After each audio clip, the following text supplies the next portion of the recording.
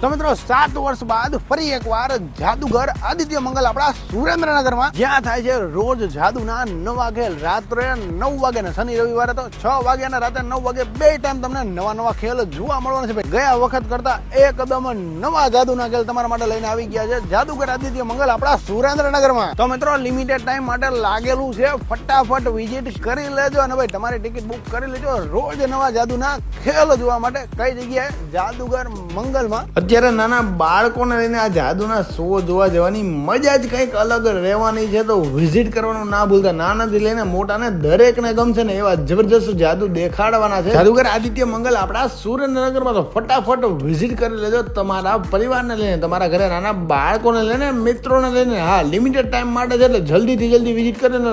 એમાં જ મજા રહેવાની છે. વર્ષો પહેલા જયારે તમે નાના હતા ત્યારે તમે જતા હતા ને જાદુના શો જોવા માટે, હવે તમારા બાળકોનો વારો છે તો એમને લઈને ફટાફટ પહોંચી જાજો.